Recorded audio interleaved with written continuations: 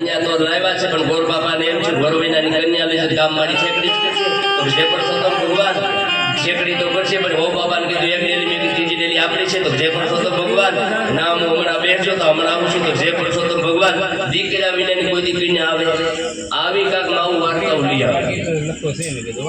એમાં ગલીમાં કહેવાનો વારો, ગલીમાં તમે વાર્તા કરો ને ગલીમાં પરસોત્તમ ભગવાનની વાર્તા મગજ ખાલી હાવ ફૂવાય ને ના ઓલી મેસ ટિકેટ રેકોર્ડિંગ થઈ ને ડોહીમાં વાર્તા કરી બધી બાજુ હાથમાં ચોખા લઈ ગયો એમ કરીને વાર્તા શરૂ કરી કે હે પરસોત્તમ ભગવાન કે બધું ડોહ્યું હાથમાં ચોખાના દાણા લઈ લેતા કે એમ કરી નાનું બાયું ખડનું ખેતવડું છે. તો જે પરસોત્તમ ભગવાન બાયું ખડનું ખેતવડું છે, પણ ત્રણ ચીતડાની વાહ એમ કહેવાય ત્રણ ચીતડા ખોડ્યા છે. તો જે પરસોત્તમ ભગવાન એમાં 11 જણા મારા ગોયા ટપરે છે. તો જે પરસોત્તમ ભગવાન 11 મારી બાયું 2 જણા તો નોખા છે, માથા મોટા બધા ટોકા પડ્યા છે, હાથમાં વોકી ટોકી જેવું છે. મારો છોકરો કર્યો તો એને ગંફારાઈ કહેવામાં આવે છે. તો જે પરસોત્તમ ભગવાન તો ગંફાઈ તો કહેવામાં આવે છે. મારા રોઈ એક ટોકડા જેવું ઉલાડ્યું છે. તો જે પરસોત્તમ ભગવાન એ તો મારો છોકરો એમ કહેતો હતો કે એને ટોસ ઉલાડ્યો કહેવામાં આવે છે. જે પરસોત્તમ ભગવાન બાયુ ટોસ તો ઉલાડ્યો છે, એના બદલામાં એક જણો આવ્યો છે દોડતો એના બદલામાં એને દોડો આપ્યો છે. તો જે પરસોત્તમ ભગવાન 11 જણા અત્યારમાં ટપડે છે ને એક જણો ત્રણ ખીતડાની વાહે ઊંટ ગળોટી મારી ઊભો છે. તો જે પરસોત્તમ ભગવાન તો ઊંટ ગળોટી મારી ઊભો છે. તો મારો છોકરો કહેતો હતો એને વિકેટી કહેવામાં આવે છે. તો જે પરસોત્તમ ભગવાન પછી એક જોડો કૂતરાની ઘોડે દોડ્યો, હાથમાં દડો લઈને દોડ્યો, દડાનો એવો ઘા કર્યો, દડો તો દડો મોડે દડીને દોડવા દડાને બરાબર ઢોકાવાળાને એમ થયું મારો રોય મારી ખીતડી પાડી લાગશે બાયું. તો હાથમાં ધોકો લીધો ને બરાબર દડાને ધાનમાં લીધો. તો જે પરસોત્તમ ભગવાન એક એવો ધોકો ઠપકેરો દોડો મળ્યો દડીને દોડવા હા લારી વાહે જેમ કૂતરા દોડશે એમ 2-3 જણાએ દોડું દીધી છે. તો જે પરસોત્તમ ભગવાન બાયું દોડો તો દીધી, પણ દોડો અંબાણો ની લીટી વટી ગયો ને ધોકા મારવા વાળાને 4 રંગ મળ્યા એમ ભજ્યું બાયું 4 રંગ આપે જે પરસોત્તમ ભગવાન. આ ખરેખર આ જો મોટી વાવની ઉંમરની માવું હતી ને, કારણ કે એ જેથી લગ્ન થઈને આવ્યા ને તે એને હાહુ એનું હાલવા દીધું. બોલો હા એને પેલા જે હાહુ ની પેલા તો મારી વાત કરતા આપણે હાહુ ને હાહુ કેમ કહેવાતી તો આપણો હા કાટલા કહે છે હાહુ કહેવાય. જો પેલી મોટી ઉંમરની બાબુ હતી ને એ જેથી પૌણી આવ્યા તેથી એને હાહુ એનું હાલવા દીધું. પછી એને એમ થયું કે હવે આપણી દીકરાની વહુ આવશું ને પછી જમાવીશું. તો હવે વહુ નથી હાલવા દેતી એનું શું કરો? એટલે એને તો એક કઈ મોકો મળ્યો નહીં. ખરેખર માં તો માં છે, બીજા મગડાના બા. ભગત બાબુ કવિ કાગ લખે છે ને મોઢે બોલું બા પછી મને હાથઈ નાનપણ સાંભળે મોટો કની મજા મને કડવી લાગે કાગડા. એક વાર જો માં મોટા માલી શબ્દ નીકળે તો સાહેબ 80 વર્ષનો દાદો જો એમ કહેવાય માં બોલે તો એને માં મોટા માલી શબ્દ નીકળે તો એનું નાનપણ યાદ આવવા મળે. કારણ કે માં શબ્દમાં તાકાત છે. કમલાબેન વાદકે તો બહુ લખ્યું. કમલાબેન વાદક મકવાણા એને એવું લખ્યું કે બાળકે માની જન્મતા આવે તો માની પથારી ભીની રાખી ને ઈનો એ બાળક મોટો ચા પછી માની આંખ ભીની રાખી. સાહેબ મોઢે બોલું માં પછી મને હાથઈ નાનપણ સાંભળે મોટો કરી મજા મને કડવી લાગે કાગડા. મોટું થતા જો આ માણસને બાળક ઘડિયાળમાં 3 કાંટા આવે. બાળક 3 કાંટા સેકન્ડનો, કલાકીઓ અને 12 કલાકીઓ. બાપુ એ સેકન્ડનો કાંટો છે એ બાળક છે. એ તો હકનો રહે એને 1 મિનિટ થાય તો આટો વાઢવો પડે સેકન્ડ એમ બાળક છે. બાળક હકનો રહે સેકન્ડ કાંટાની ઘોડે આટા મારતો જ હોય. પછી કલાકીઓ કાંટો છે. 1 કલાકમાં મનમાં 1 આટો મારે એ કલાકીઓ કાંટો છે. એ જુવાની છે. કલાકે ગામમાં ઘુમડા મારી આવતો હોય. બાપનું કીધું કામ ન કરતો હોય, કોઈનું માનતો ન હોય, પાછો માનતા ન હોય. જો ઈ કલાકીઓ કાંટો છે ઈ કલાકે આટા મારે ને એક છે ઈ 12 કલાકીઓ છે. ઈ 12 કલાકમાં ઘડિયાળમાં 1 વાર આટો મારે ઈ ગડપણ છે. કારણ કે ગડપણ છે એ ગામમાં ઘુમરો મારી આવે પાછા હવાર પડી જાય 24 કલાક એક ઘુમરો એ ગડપણ. બાળપણ યુવાની ગડપણ સાહેબ આ 3 ઘડિયાળમાં કાંટા છે. એ તો દિવાલની ઘડિયાળ છે, આ દેહની ઘડિયાળ છે.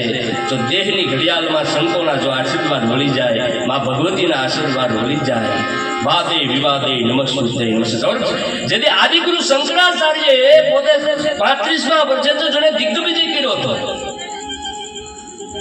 આદિગુરુ શંકરાચાર્ય એ શક્તિમાં માનવા વાળા પુરુષ નહીં, ઈશ્વર સિવાય કોઈ તત્વ છે નહીં, આવું પરમહંસ જેની વાત લઈ નીકળ્યા હતા. પણ જેથી બા ભગવતી હેમાસળના ખોપરામાં જેમ કહેવાય મયારણનું રૂપ લીધું ભાઈ, એ આદિગુરુ શંકરાચાર્યને જેથી શક્તિહીન થઈ ગયેલા, હેમાસળની ઠંડી લાગી, પોતાનામાં શક્તિ ન રહી, આટે પડકી હિમાલયની ગિરિમાળામાં પડ્યા છે આદિગુરુ શંકરાચાર્ય. ને આયા ભગવતી પ્રમાણ ભામોદરી વાદે સાદે નમસ્તુતય નમસ્તુતય નમસ્તુતે હરે રે સરે રે ભવાની માં ભગવતીએ ઈ રૂપ લઈને જદી મયારણ માથે મૈનું માથ લઈ નીકળ્યા, કોઈ લ્યો મીઠડા ગોરો, લ્યો કોઈ મીઠડા ગોરો, એ હાથ પાડતા પાડતા ભગવતી વહી જાય છે. એવામાં સાહેબ શબ્દ છે એ આદિગુરુ શંકરાચાર્યને કાને પડ્યો. શિષ્યને હુકમ કર્યો એ મયારણ ભાઈને વિનંતી કરે, મારા પેટમાં અગ્નિ ઉપડી છે, મારા શક્તિહીન થઈ ગયો છે, એ મયારણ ભાઈને વિનંતી કરે મારે ગોરસ જમવું છે.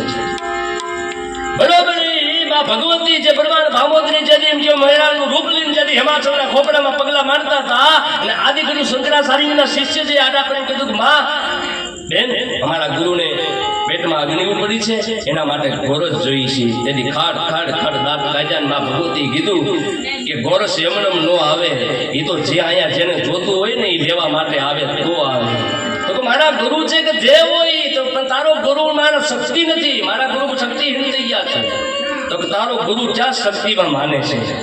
સાહેબ તેને આદિગુરુ શંકરાચાર્યને 34 સુધા દિગ્વિજય કર્યો, તો એ આદિગુરુ શંકરાચાર્યને માં ભગવતીના શરણમાં પડીને કેવું પીડ્યું છે કે માં વાદે સાદે પલ્લુકતે નમસ્તુતે નમસ્તુતે અરે રે સરે રે ભવાની માં, હું તો બાળક છું, અમે તો કાંઈ નહીં જાણતા, અમે તો તારા શરણમાં છે. એને બુદ્ધિના પોટલામાં ભગવતીના શરણમાં છોડી દેવા પડ્યા છે. એટલે કીધું છું મોઢે બોલું માં, પછી મને હાથઈ નાનપણ સાંભળે, પછી મોટપણની મજા મને કડવી લાગે કાગડા. સાહેબ ઘરમાં તમે આપણા પેલાના મકાન કેવા હતા? જો આ જો થાંભલી ઈ મને તમને રોજ એમ કે થાંભલી કોકનું ભલું કરજે. હા આજે આપણા જે મકાનો હતા એમાંથી જે આપણે જીવન જીવવાનું મળે. કોઈને આડે નો પડો તો આદર બનજે, કે કોઈના મોગ બનીને કોઈના ઘરમાં પાણી ન પડે. સાહેબ આ બધા જીવન હતા. આપણે જે ગાયોના લીપણ હતા, કારણ કે ફૂલવાળી લાદી નથી પણ ફૂલ ખાનદાની હતી સાહેબ.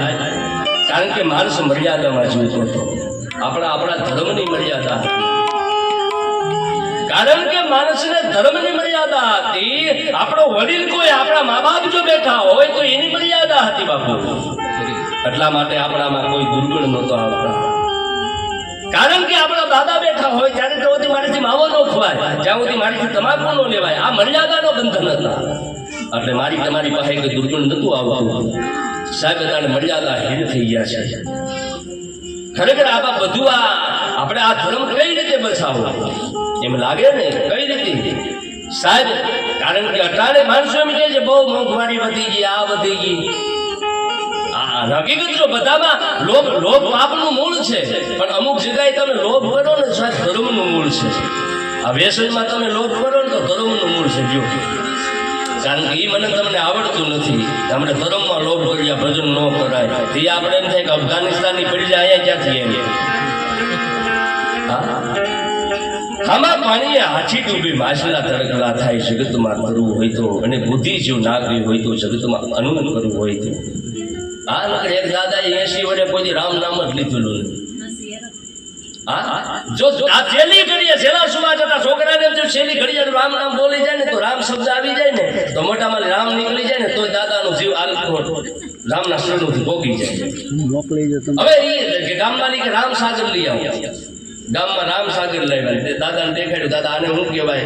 તો દાદો કે સોકોરું દીકરા કે રામ સાગર લઈ આવો. રામ સાગર ગામમાં લઈ આવ્યા. દાદા આને શું કહેવાય? તો કે તંબુરો વેલ ગોટો મોરથા ભણના દીકરા. તો હરામતી હાથેલી હરામના રાખ્યા, જેને માળા હારે રોહણા રાખ્યા. હાથ હાથી પાજરા ભેર હોય એમ માળા હારે રોહણા રાખ્યા. જેને રામ નામ તુલસીદાસે કળિયુગમાં કીધું રામ આધારા ભવ ભવ ઉતરે પા.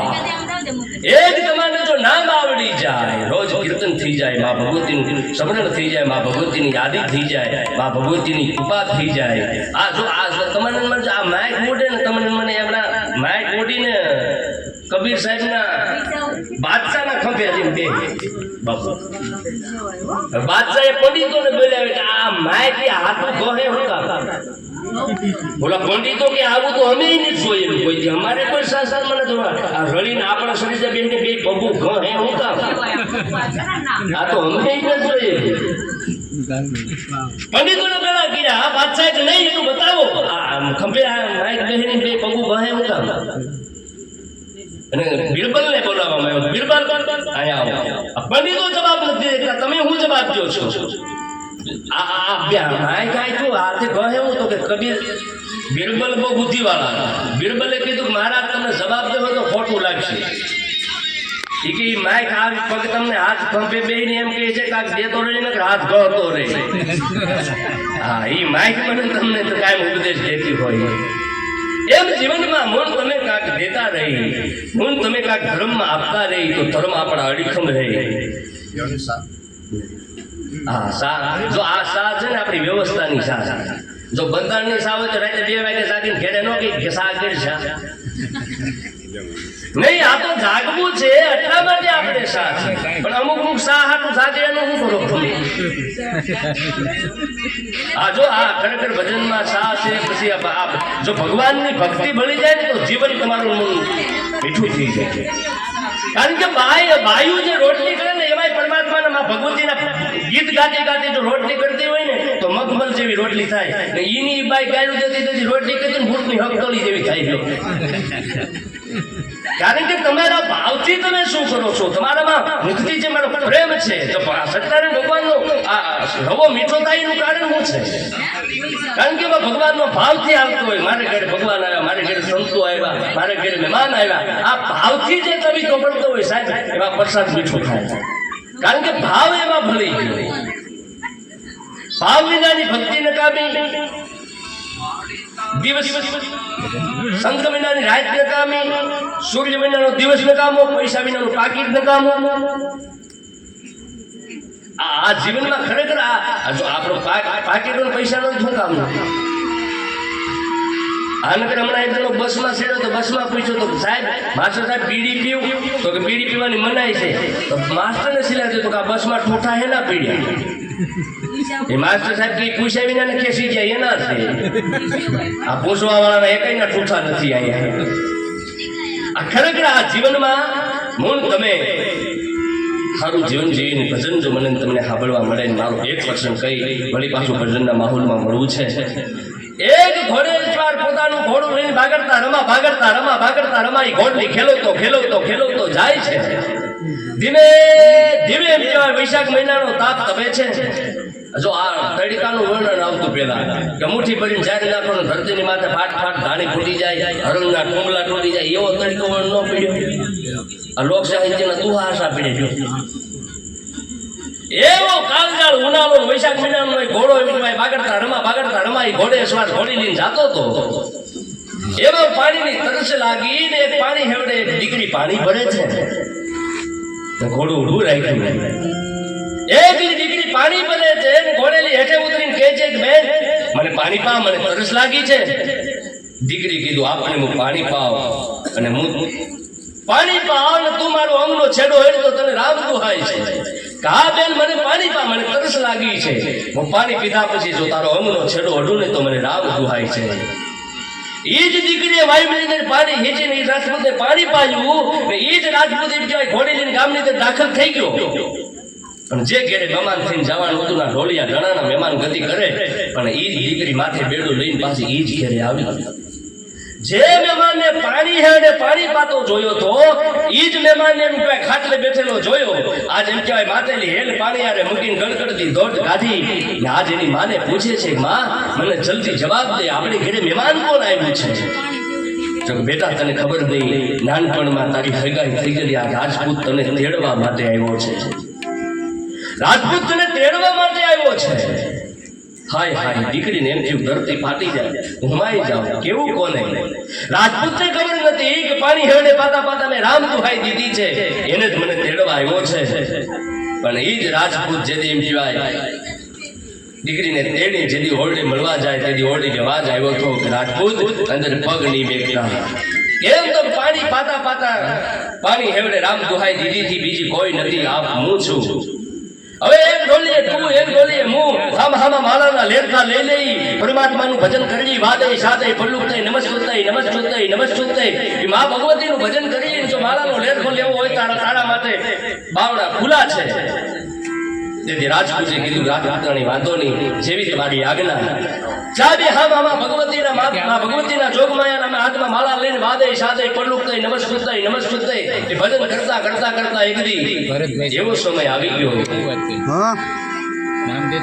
એક દી એવો સમય આવી ગયો તેથી રાજપૂતાણી મારી કીધું સાંભળો છો તો કે તું હું આવી રીતે ભજન કરતા કરતા જીવન ગાળી નાખશું પણ તારા મારા વારસદારનું શું તેથી રાજપૂતે કીધું દેવી તમે શું કહેવા માંગો છો હું કઈ સમજતો નથી તો કે હું કાંઈ નથી કહેતી હું તો એ કહું છું કે મારી બેનનું માંગું લઈને જાવ તો તમને મંજૂર છે ટૂંકમાં રાજપૂતે હા પાડી મોટી બેન માંગું લઈને જાય કોણ એવો બાપ હોય કે દીકરીને ના પાડી દે દીકરીને ટૂંકમાં એમ કીધું કે બાપુ અમારી પાસે સંપત્તિ માં ભગવતીની કૃપા છે પણ અમારે એક સવા શેર ભાતીની ખોટ છે એટલા માટેથી નાની બેનને આપશો તેથી હા બાપે ટૂંકમાં હા પાડી તેથી એ જ રાજપૂતી દીકરીને તેડવા માટે આવે તેથી વળાવતી વખતે તેથી એના બાપાએ કીધું કે જેમ મારી મોટી દીકરીને નો રાખીને એમ તું નાની દીકરીને નો રાખતો તને રામ દુહાય છે કે હાય હાય એક તો ગરબા પાડવડું તલકતું તો આ બીજું ને લઈને હાલ્યો બાગડતા રમાય હાલ્યો અને ધીમે ધીમે જઈ રાજપૂતાને આગળ કરીને કીધું કે રાજપૂતાણી તો હા આખરે તમારા બેનને તેડીને આવતો તો તેથી તમારા બાપુજીએ એમ કીધું કે મારી